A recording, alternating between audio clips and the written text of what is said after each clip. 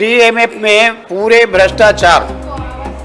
आज जिस प्रकार से प्रदेश कांग्रेस के अध्यक्ष के द्वारा प्रश्न उठाए गए, हम लोगों ने इसमें बात आगे बढ़ाए कि उन अधिकारियों के खिलाफ में जांच होनी चाहिए जो इलीगल जो क्रय किए हैं, और जिस प्रकार से भ्रष्टाचार में पूरा डीएमएफ का पैसा जा रहा है, बंदर बांट हो रहा है।